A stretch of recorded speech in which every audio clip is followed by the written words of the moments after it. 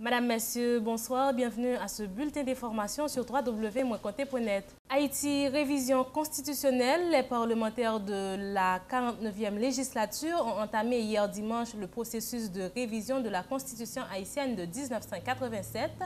À l'occasion de cette séance en Assemblée nationale, 84 députés ont voté en faveur de la double nationalité haïtienne et étrangère, 2 contre et 4 se sont abstenus. Avec l'amendement de cet article, les Haïtiens de la diaspora pourront désormais participer à la vie politique et économique de leur pays d'origine comme des citoyens à part entière. C'est un pas historique dans les relations Haïti-diaspora, s'est réjoui Edwin Paraison, ministre des Haïtiens vivant à l'étranger. Les législateurs ont aussi voté pour la participation d'au moins 30% des femmes dans les instances de décision du pays. Les sénateurs et députés ont jusqu'à ce lundi 9 mai 2011 pour voter tous les articles amendés de la Constitution de 1987. Fin de mission pour Edmond Muller. Une cérémonie d'adieu a été organisée le week-end dernier en l'honneur du représentant spécial du secrétaire général de l'ONU en Haïti, Edmond Muller, dont le mandat est arrivé à terme.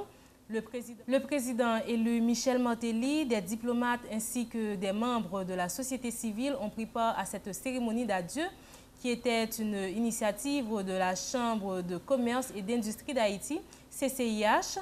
Dans ses propos de circonstance, le diplomate onusien a salué l'engagement patriotique du secteur privé en vue de parvenir à la résolution de la crise post-électorale.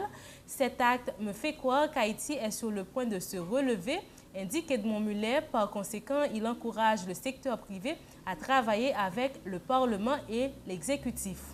Haïti Coopération, le maire de Port-au-Prince, Muscadin Yves Jason et son homologue de Montréal, Gérald Tremblay, ont signé ce lundi 9 mai 2011 un accord visant à établir les grandes lignes des activités de coopération dans la capitale haïtienne.